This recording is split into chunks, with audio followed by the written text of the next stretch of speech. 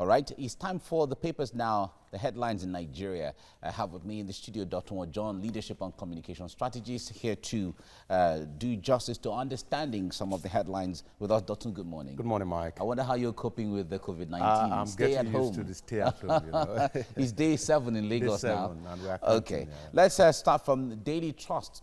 Daily Trust newspaper says, despite gulping 13 billion naira in 5 years, State House Clinic unfit to treat Abakari. Reduced to primary health center and top officials shun facility. Campaigners call for probe. This is a lot of concern for Nigerians. They've been talking about it even on social media. That's what you see on Daily Trust. Now, Daily Times is next now, and it says, poor database hinders palliative distribution to Nigerians. A poor database hinders palliative distribution to Nigerians as federal government begins conditional cash grain disbursements, and current social database of poor household inaccurate. Experts are saying this, and only 40 million Nigerians have BVN, as data is revealing that. All right, that's what Daily Times has. Blueprint is next now. We go to Blueprint newspaper, and it says quarantine. Service chief warns Nigeria risks becoming COVID-19 epicenter if, and there are conditions there, want citizens to complement federal government's efforts and doctor hid information on patients in Kwara State. That's a UITH there. And UBTH confirms 3 cases, 1 death as 25 doctors go into isolation. And comply with lockdown, Kegama tasks Christians. And word of pandemic thorough prayers. And Adele is saying there are more cases recover in Lagos. Right, that's what you see on the Blueprint. News Direct is next now and is talking about COVID-19 palliatives. Ogun, Lagos residents lament hijack by politicians. The politicians can't hijack it in Ogun State. Oladunjoye is saying this. Not true. We are on top of the situation. Lagos state government is saying this. Okay. From there, let's go to the Leadership newspaper. And it's focusing on coronavirus from the international perspective. US, Germany, France in war of masks. Prepare for more deaths next week. Trump tells Americans, and Nigeria's confirmed cases now 232 with 5 deaths. Lagos discharges 5 more patients. The federal government takes delivery of medical supplies from Turkey, and Christians mark Palm Sunday at home. Airtel Nigeria donates 1.9 billion naira. Okay, more monies coming into fighting COVID-19. All right, Dotun, I wonder the story on Daily Trust. The story on the front page of the Daily Trust will interest you, and this has been a subject of a lot of reaction on social media. And it says, despite gulping 13 billion naira in 5 years, State House Clinic unfit to treat Abakari. I wonder, this headline caps it a lot, and it says a lot as far as the state of the Aso Rock Clinic is concerned. Yeah. What do you make of this? It tells a lot about us as a people. If the Aso Rock Clinic is not working, how then do you expect the clinic in my own community to work? And aside saying that, it's also a product of who we are as a people, either in the position of authority or when we are out of power. You see, anything that does not concern us directly, we do not put all our energies into fixing it. For example, there was a time that somebody was complaining to me that this road you are looking at that is bad now. You just wait. They will fix it now. I was asking the person, what do you mean? He said, if there's an accident there, but I asked the person, there has always been an accident here. He said, let one person that is in power get involved in the accident. It will be fixed. That is the mindset of the people. That's what they think of their government. So if you look at it generally, it is a problem, it's a Nigerian problem. For example, if there's a budgetary allocation for a particular project, and I've told you repeatedly that the budgetary style we have in Nigeria is alien to every economic studies, because it's copy and paste economy system. If we budget 13 million naira for a particular project, what we do is that hastily, even if we haven't expended that money from January to November, once it's November, hastily we collect the money, we spend it. And next year, we just add another 1 million, making 14 million. It doesn't matter whether we have done what we have allocated the money for. Unfortunately, that's why cutleries will be bought every year in Aso Rock. Cutleries every year. Unfortunately, the oversight function of the National Assembly gets killed within the National Assembly in the process of budget defense. Don't let us lie to ourselves. Once you go to the National Assembly to defend your budget, something often drops. And if anything drops from the pocket of the ministry, the agencies, and the department of government, it becomes exceedingly difficult for those who are supposed to ask questions to do so when they come to inspect some of these things. So when you see budgetary allocations here and there, Mike, the underlying fact is that it is actually to give food to the boys. But now, we now know, it is now clear to every one of us that we do not have a second home. In fact, but as it is now, with the chief of staff to the president coming down with COVID-19 and us facing the reality of the fact that Aso Rock Clinic cannot even take care of him. He had to be brought to Lagos. What will that change? It will not change anything. You think so? I'm categorical about it. You know why? Because if you commit an offense 3 days before election in Nigeria, if a politician commits an offense 3 days before election, that politician will still win election on the election day. You know what happened? We have a short memory span of things that we go through. After this COVID-19 now, everybody goes to church, we shout hallelujah, we forget what we go through during this period. So except we have a rethink, a mind change, or a mind shift, we may continue to have these issues because people don't care.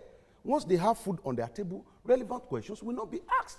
And you cannot, anytime I talk about people, I'm also talking about the leaders because we appoint our leaders from us. So anything that afflicts us as a people afflicts our leader. We have short memory.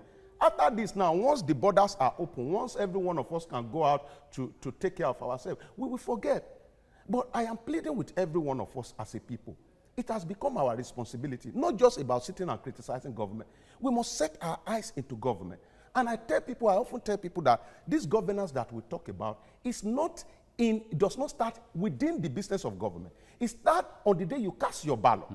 So I think it's high time we began to ask basic questions as to, apart from the fact that you may make promises as to what you want to do, but there must be reality of what your antecedents is saying. And you must have the heart. I keep telling people, you see, 21st century problem has defied all logic. We need innovative kind of leaders. COVID-19 is everywhere now. We are running from pillar to post to look for the solution. It shows that innovation most of the time is the cure to 21st century aim and not experience. All right. Dotun Ojon, thank you very much for your insight into all of this. We hope certainly that innovation and creativity will rule the world as it is. Thank you.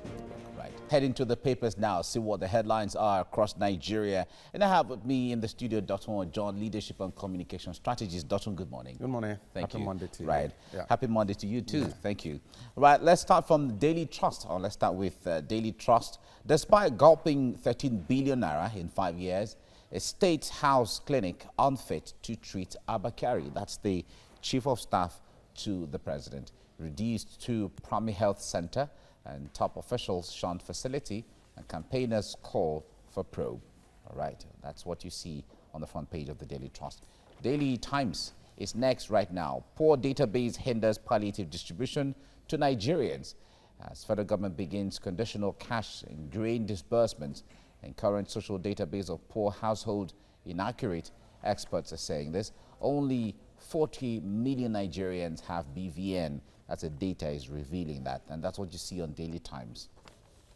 Blueprint is where we go next, and it's talking about the quarantine service chief warns that Nigeria risks becoming COVID-19 epicenter if that's the condition there. And certainly everyone's looking there. Certainly recall that WHO also sent this warning to Nigeria and a lot of sub-Saharan African countries as well. From the Blueprint, let's go to News Direct. News Direct says COVID-19 palliatives, Ogun, Lagos residents lament hijack by politicians. Okay, and politicians can't hijack it in Ogun State. Dotun Ojon is saying this. Not true. We're on top of the situation. Lagos State government is saying this. All right, from there, let's go to Leadership newspaper, which is the last one now, and it still focuses on coronavirus. U.S., Germany, France in war of masks, and prepare for more deaths next week. Trump tells Americans. Nigeria's confirmed cases now 232 with 5 deaths. Lagos discharges 5 more patients, and federal government takes delivery of medical supplies from Turkey. Christians mark Palm Sunday at home. And Airtel Nigeria donates 1.9 billion naira. Okay, that's what you see on the Leadership newspaper. All right, Dotun, there's a line he said, you know how Nigerians are. I wonder if that is that a compliment that we always have to carry somehow. You know how Nigerians are. you know, we are also learning, and we are getting to a point where we are understanding that sometimes orientation is better than medication. And I think that should sink in the mind of government. Sometimes some of these things that we use medication for, a mere orientation can just change it. Yeah. All right. Yeah. Okay. Now, the story on the front page of Daily Times will interest you here, and it is saying that poor database hinders palliative distribution to Nigerians. Another paper had that earlier on. COVID-19 palliatives, Ogun, Lagos residents lament hijack by politicians. I wonder, I know you've been seeing videos of people, the pack of food given to Lagosians by the government. I wonder if you've seen some of the videos of people opening it and bringing out some of the things and making comparison here and there. And also, there was also a video that went viral of the distribution where people were told to come and line up, or queue up as the case may be, and the distribution was made to a few of them, and that was it. I wonder what you make of all of this. You see, I see government becoming a victim of its own practice. And in all fairness, I do not know whether people are expecting to get a bag of rice. But having said that, government in our own practical eye, we have talked about innovation over time. Some years back, Lagos State government started, and I'm going to use 2 states in the Southwest, started the card, what was it called? The residency card. And we made a lot of noise about it. There was a time I wanted to get a facility from Lagos. I wanted to get a building from Lagos Home. I'd done everything. The only thing that stopped that process was because they said I must provide my residency card, which is for Lagos. Now, if you have measures in place like that to make people go register so that you can have an idea of how many people are living in Lagos. And there are other people who walk around the street of Lagos without this card. And we have made a lot of noise. I don't want to say, I think it's close to 8 years now that we have been on this thing. Yet, Lagos State government cannot boast of a reasonable data. The second state is Ondo State. Some years back, Ondo State started what they call their own card Igbeayo. Means that it's just the same thing as resident card Igbeayo. Yes. Okay. The idea of the card That's the card of Ayo, the son of Igbe, is it? The idea of the card is that when we have the data of everyone in the community, we'll be able to plan. But government will only make noise about this thing. When it comes to executing it, nothing is being done. It's the same attitude you have with the national identification card that we are talking about. There's no science, there's not science or technology that can prove me wrong that if you get to your bank and you sit down within 3 minutes and you get your ATM card that is coded, that you cannot go to any office and get your residency card. Now look at how government has become a victim of itself. I was here last week and I told Veronica that, see, the major fear I have is not whether the government is spending money to buy food. The major challenge I have is that our practice over time has favored politicians when it comes to distributing food. Because the people up there will release the money. The people at the middle will buy the food. But the people you want to pass through to the resident in their community will siphon the food. So no government will come on air, except if they do not fear God, and say that the essence of this distribution has been met. And that's what I mean when I mean government. They have actually released money, but they know all these things, that this food will not get to these people without an adequate data. You know how it will have worked, Mike? If we had 10 people in a community, And we should have used this, I will use this street language, pepper them. We will have used a pepper them strategy. That is to say, the government has been making noise. That go and register. Go and register. If you do not register and the government does not know you are resident in Lagos, you will not have access to food. Go to people who register. You know their houses. You don't need to create a community where people will come out. Instead of distributing food, you are indirectly distributing even the virus. Exactly. Because I saw them hugging themselves. They were fighting over the people. So, Mike, it's about time. I think I'm praying that after all this COVID-19, we will know that the most important thing in life, apart from any other thing you may think about, is data. All right. Thank you very much, Dotun Ojon, for your insight into this. Thank you. It's a pleasure. All right. All right, you're watching TVC Breakfast. We're now at the point where we look at the headlines across Nigeria, looking at the newspapers now, what they're saying. And I have with me in the studio Dotun Ojon, Leadership and Communication Strategist. He is here. Don, good morning. Good morning. Great. It's good to be here. Yeah. Now, let's start with Daily Trust that says, despite gulping 13 billion naira in 5 years, State House Clinic unfit to treat Abba Kyari and reduced to primary health care, and top officials shun facility. Campaigners call for probe. That's Daily Trust. Now from there, let's go to Daily Times. Daily Times newspaper says, poor database hinders palliative distribution to Nigerians. As federal government begins conditional cash and grain disbursements, and current social database of poor households inaccurate, experts are saying that, and only 40 million Nigerians have BVN data. That's what you see on the front page of the Daily Times. Blueprint newspaper is next, and it says quarantine service chief warns, and Nigeria risks becoming COVID-19 epicenter if that's a condition there. You see all that on the front page of the Blueprint. News Direct is next. COVID-19 palliatives. Ogun, Lagos residents lament hijack by politicians, but politicians can't hijack it in Ogun State. Oladunjoye is saying this, and not true. We're on top of the situation. Lagos State government is saying this. And the Leadership newspaper is also focusing on coronavirus. And it says, US, Germany, France in war of masks and prepare for more deaths next week. Trump tells Americans. And Nigeria's confirmed cases now 232 with 5 deaths. Lagos discharges 5 more patients. And federal government takes delivery of medical supplies from Turkey. Christians mark Palm Sunday at home, and Airtel Nigeria donates 1.9 billion naira. All right, that's what you see on Leadership newspaper. Well, Doctor, what I like us to look at generally is the impact of COVID-19. It came at a time nobody, no government, no security, no religious, no soothsayers, and even astronomers could see COVID-19 coming. In fact, as at January, everyone still saw it as something within China and planning their year as normal. But COVID-19 came and humbled the world. In every aspect of every corner of the world, everyone is feeling the impact. What do you think is going to change really drastically in our lives, on the globe, the way we live our lives on a daily basis after this COVID-19? Yeah, it's quite unfortunate that a lot of business may not actually return to normal. A lot of them may not actually survive. If you are in the private sector, you understand what I mean. You see that a lot of them at the moment are even struggling to decide whether they will pay full salary or not. Somebody sent a message to me from an hospital yesterday.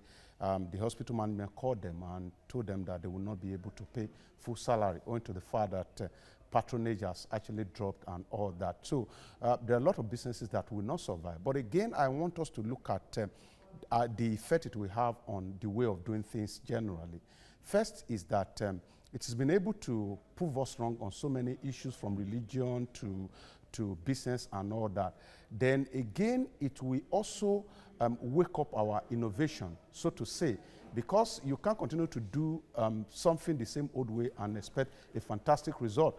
For example, in Nigeria, I know that we will embrace the way of technology more, because within this short period of time, you have seen even churches have even relocated to the social media in the recent of it. So I hope the only area that I think may not be totally impacted, as I've said earlier, is the way we play politics. Because in politics, there's this issue of this attitude of always wanting to do things the same old way. And we as a people, we easily forget things when it comes to politics. But in every other area... But don't you think that might also change? Seeing the fact that some top government officials had tested positive to coronavirus, from the chief of staff to the president to some governors and some other people. You know, maybe if it affects the psyche of, because in the kind of democracy we operate now, it's always about one man. It's always about one person, whether you're the governor,